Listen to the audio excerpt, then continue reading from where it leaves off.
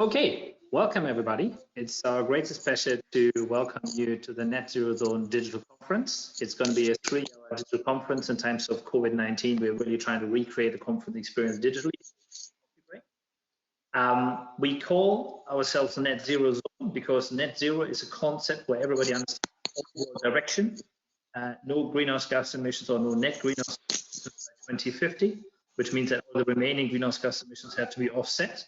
But it is not clear how the offsetting is exactly calculated yet. There's a lot of questions open, and so the zero point, if you want so, isn't clear and heavily debated. That's why we call the actually then net zero zone rather than net zero point. So we all know the direction, we all know where we want to be in 2050, but the exact point, the exact formulas aren't clear. So it's going to be a digital conference. The technical admin, Christian Kofler, will for 1 minute explain technical aspects, and after that, we'll welcome Mario Nava from the European Commission, Director at the European Commission, for a keynote of about 20 minutes with a few questions at the end. Christian, over to you. Thank you, Andreas. Welcome everybody also from my side on behalf of SDG Labs. So before we start, a short introduction to the technical details. We do have a group on LinkedIn where we want to discuss the per session your questions, so you can post your questions there. I will send the link to that in the chat here in the meeting regularly. So please join there, and there you can post your questions, which we will pick up for the Q&A rounds with each speaker. This is a public conference, so whenever you like, you can share your webcam. Whenever you don't like, you do not have to. If you are facing any technical issues, please contact me. You can do that in the chat of this meeting, for example, where you can select send to me. I've put an admin in front of my name, so you should be able to see me and post there.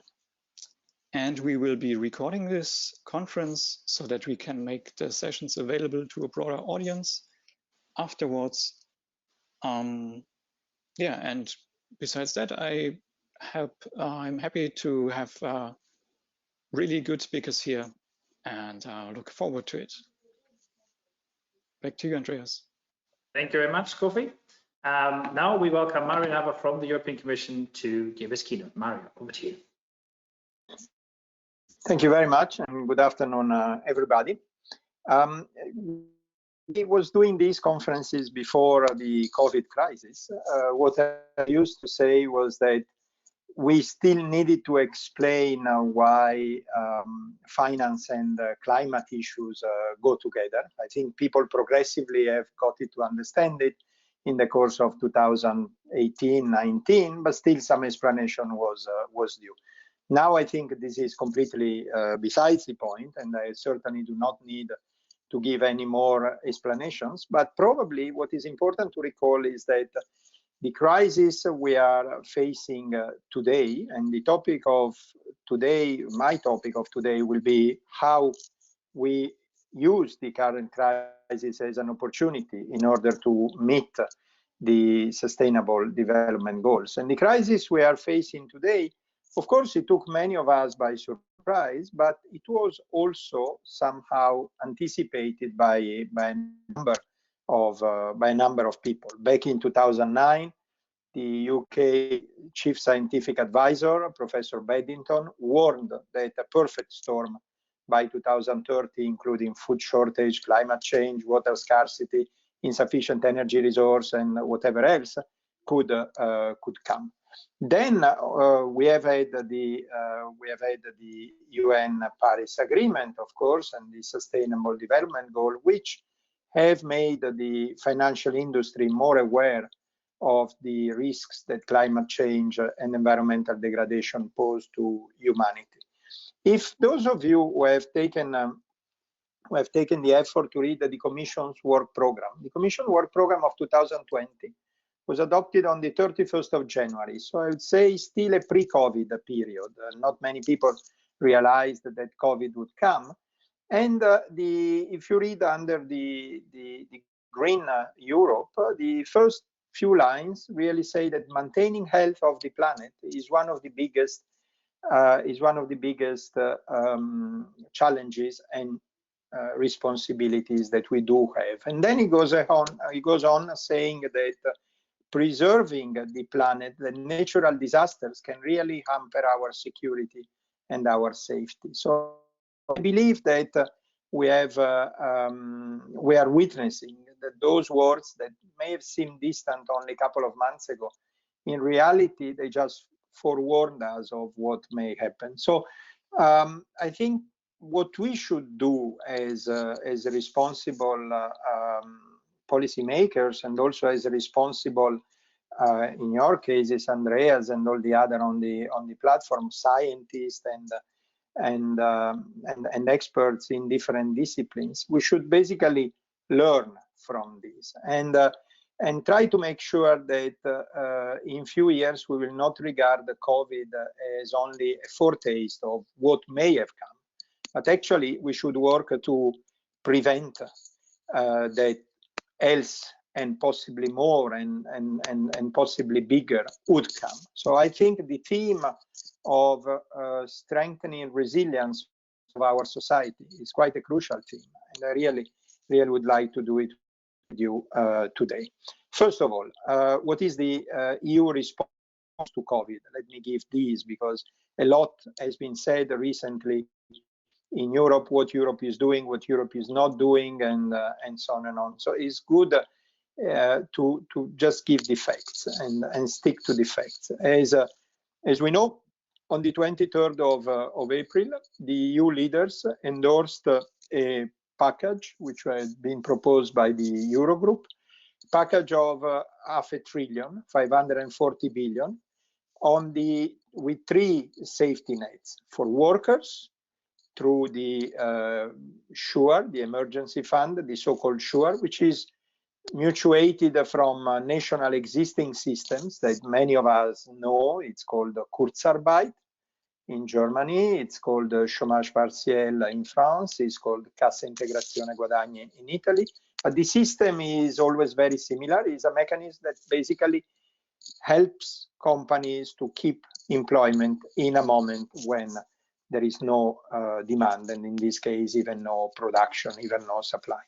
Then we have put a safety net through the Bank of the EU, which is the EIB, a safety net for business. So we have created a pan-European guarantee funds with loans up to 200 billion per companies. And then through the ESM, through the European Stability Mechanism, we have put up a pandemic crisis support with loans available for the euro area member states up to 2% of their own GDP, equal to about 240 billion. So the logic has been to protect workers, business, and the member states, because one thing we have learned from the previous crisis is that the contagion between these three categories may be actually as aggressive as the virus itself. On the top of that, as we all know, the leaders have agreed to work toward establishing a recovery fund, which will be based around the European Union budget. This is really a phenomenal progress that leaders made. They have accepted that the EU budget is the mothership of recovery, in other words. They have accepted that through the EU budget, through the possibilities that the EU budget gives, both in terms of generating further resources through a guarantee system, or simply having further resources, can do against the crisis. So I believe this is certainly a major progress. It will be presented in full in the next week or so, and I think this is something on which many people like me at the Commission are working in these days. Now, the crucial point is how we link these. So, as I said, we have a measured amount of essentially new spending, which in most cases will be new investment. How we link these to the sustainable goals and the green recovery. First of all, let me dispel another false myth. Like I guess many of you who have participated to conferences in the last few weeks. It's quite often that you get as a first question or as a second question, you get some headwind and people telling you, well, listen, now you come with this sustainable issue, green recovery and all of that. All of that is very interesting, but we have bigger things to do now. We need to restart soon. There is a trade-off actually between restarting soon and sustainability. So please don't bother us too much with sustainability in the short run. I've got that headwind many times, and the reply to that is quite simple. The reply to that is that we cannot put the planet in the freezer for the next 5 to 10 years and say we go back to that. I mean, the timeline that we gave to ourselves in terms of deadline, 2030, 2050, were not chosen politically. They were chosen by science. They were chosen by scientists. We have a finite amount of time, of years, to make the planet better, to rescue the planet in a way. So we have a finite number of years. We don't have that much. We cannot afford. So there is not such a thing as a trade-off. The two things need to go together, or simply, as I said, in few years' time, we will. COVID was just a small thing with respect to what else should come. Why do I say this? Because unfortunately, I'm old enough to have lived through another crisis. I remember 2008 to 2009. It started in a non-dissimilar way from the one we have it today. In 2008, the origin of the crisis was outside Europe, exactly like today. Europe got it as a, let's say, it imported the crisis. That was in 2008 with the subprime loans, and it is now with the virus. And at the very beginning of the crisis, also in 2008, we have made the same errors. I remember countries saying, I'm strong enough. It's that particular country which is not good. And this is not good because it has not done the homework that it should have done in the last few years. So it clearly will be affected more. It took us a few months. This time it took us only a couple of weeks. So we have already learned very well a first lesson to understand that this is actually a crisis that touches everybody. But another error that we made back in 2008 was exactly to, in a way, be oblivious of the things that the planet is asking us. And actually, several studies indicate that the measures that were put in place after the 2008 actually made a reverse of the reduction of the global CO2 emissions that were made before 2008, 2009. So it's quite important that this time we don't make that error, especially because this time we will have lots of investment to rebuild. This is one also of the differences between 2008 and 2020. 2008 was mostly a demand-induced crisis. So in a way, it was easier, quote unquote. This is both a demand and a supply crisis. So it requires lots of investment to go back to the previous growth path, and it's therefore quite important that in doing this investment, both through public and private fund, we are in line with the sustainability goal. What does it mean to be in line with the sustainability goal?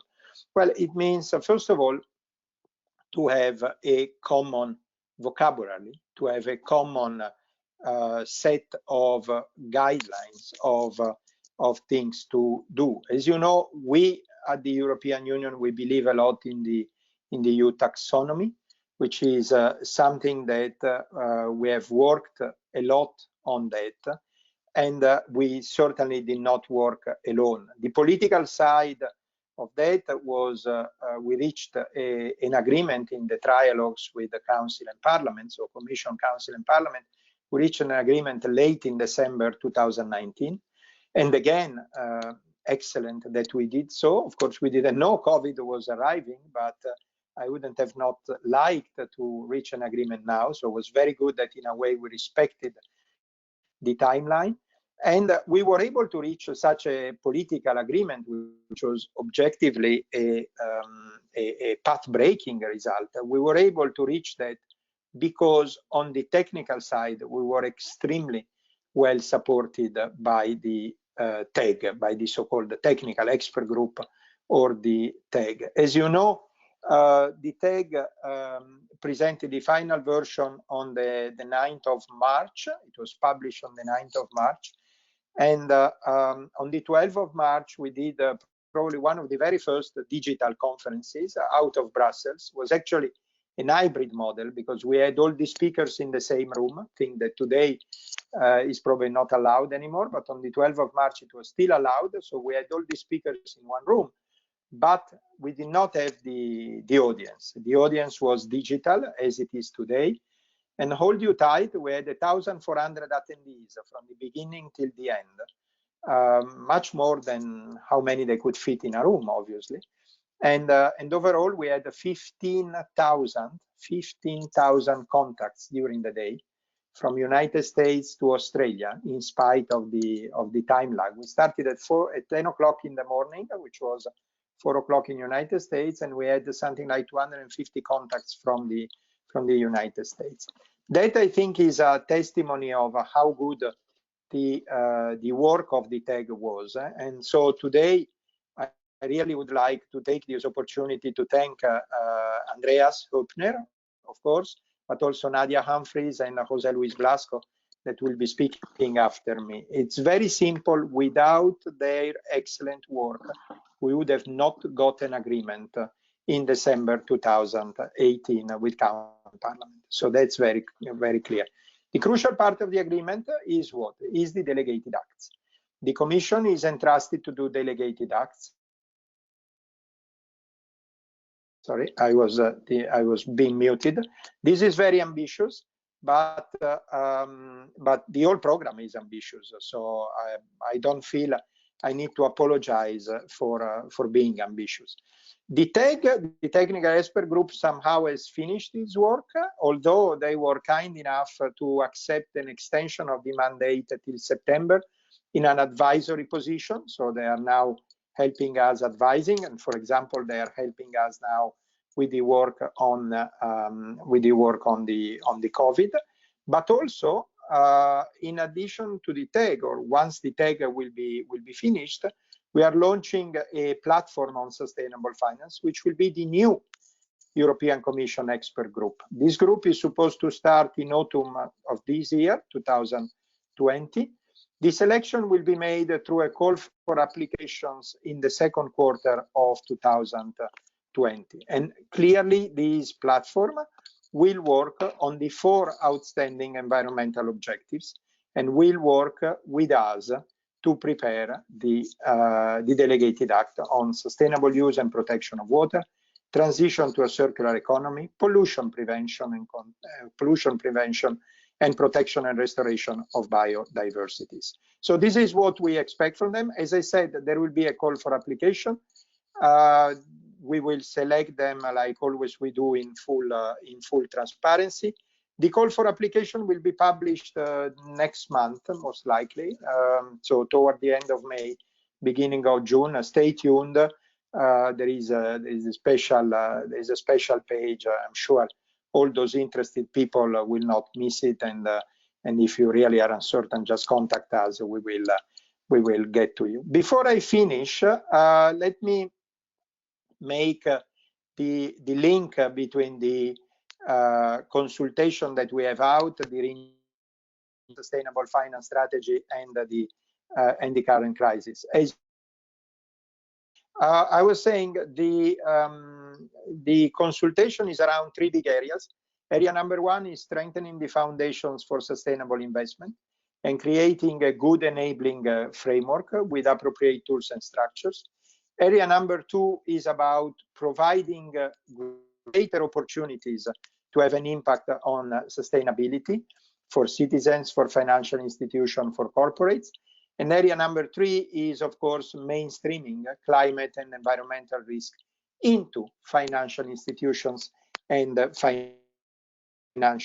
financial system. It's very clear that in the current circumstances, the renewed sustainable finance strategy has become even more important than we thought it was before the COVID. I think in the current circumstances, it's very clear to everybody what a natural disaster is, what the loss of biodiversity may mean, what nature can do to us. So I believe, and I really would invite everybody who is listening to me now to help us with your feedback to the consultation. Let me conclude.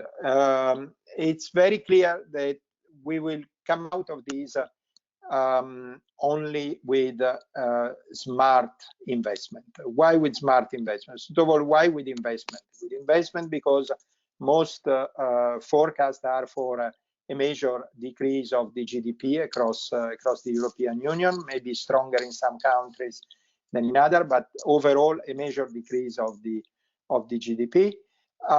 This means what? This means that, let's say, in a couple of months, in 3 months, once hopefully the virus is over and at least some mitigating measures, if not yet a vaccine, at least some medicine has proven to work pretty well and things can rebuild, we will find ourselves with a gap to cover. Let's say 10% gap, just to fix numbers. And if we have a 10% gap to cover, there are 2 ways. You can either look back and moan and say, I was sad and sorry you are that this happened and it's not my fault. Or the other opportunity is to look forward and say that what you have in front of you is actually a possibility. I was saying it's quite comforting the initial reaction of financial markets, which have first absorbed the loss by a big lot, and now they are actually looking at the rebuilding and looking at being back in growth. We all know that what financial markets do. Basically, financial market price the future. And so if that is anything to go by, I think what we need to make sure is that we are really good at that, and that I see the best way I see in order to make sure that this happens is really to follow what the Green Deal opportunities is. So Andreas, if that is fine with you, I'll leave it at that and take any question that may arrive in the meantime. Thank you. Excellent. Thank you very much, Mario. Are there any questions for Mario immediately? Please do post them in the meeting chat or on LinkedIn. I would otherwise start with one question, Mario. When you look at the various European countries reopening at now potentially different times, how do you think that will be managed in terms of communication events and everything, when some countries are open and some countries are not, or some countries may have to go in a 2nd or 3rd lockdown even? Mm-hmm. Well, we issued recently, 10 days ago, we issued a commission communication on reopening. It's very clear to us that the reopening cannot be, let's say, regulated by fixed dates, because dates are different across countries, and even within countries, they may be very different for regions.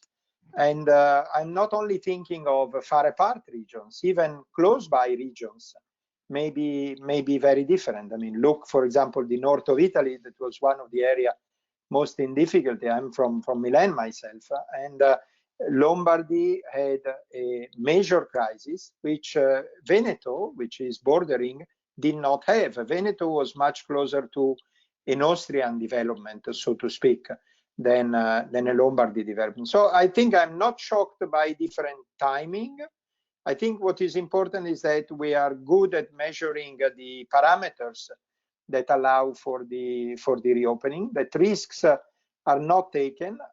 What I see in the countries that are reopening, and there are already few who have been reopening, is that we need what we as scientists were used to do, which is look at data. In a way, this crisis, it was said, it was cruel, it was a major loss of human lives, but in a way has brought us back to the importance of looking at science and looking at data. And I'm very confident that this is what we will all do in the next few years, months at least, and then years, till when science will give us the way we have been able also in the past to diffuse these fears, which is a vaccine or at least a very strong medicine. Right. Do you have time for one more question? We have Sure, with pleasure. So sure. I'm reading out a question from Theodore. Theodore asked, how does the EU plan to deal with financing emissions outside the EU, where the data infrastructure for taxonomy may not be fit for purpose? It's an excellent question. Thank you very much. Actually, we thought about that. As you know, this commission is a geopolitical commission, and my president, Ursula von der Leyen, she always makes the emphasis on the fact that we need to share our values with the rest of the work. And I think this crisis, once again, is a useful reminder of the fact that we had better done that. But even before this commission came around, you may remember that in October 2019, we launched the International Platform for Sustainable Finance. We had a mandate, a unanimous mandate at 28 in the Council, probably one of the. In the question, I think the question hints to a fact, which is that finance. We all know how finance works, right? Finance is a mass effect, so it's important. It gets bigger and bigger. When it gets bigger and bigger, there's an attraction effect. So this is what we're trying to do with the platform. And there are only two big jurisdictions in the world who are developing a taxonomy, Europe and China. The objectives are the same because we both take them from the Sustainable Development Goals. Then there is a third jurisdiction, which is Malaysia, which is much smaller. But we are really trying to make an effort to harmonize as much as possible that work on taxonomy. The Chinese experts say that the two taxonomies of Europe and China are aligned at about 90%. It's something we will verify going forward, but I think that's a very good starting point. So clearly, the international dimension is crucial to the whole agenda. One thing I always say is Europe is 7% of the population, 22% of the world GDP, 7% of the world population, 22% of the world GDP, and only 9% world emission. So we cannot be content and satisfied with 9% to zero. We need to go and grab the remaining 91 and making sure we get down to net zero as the name of your digital conferences.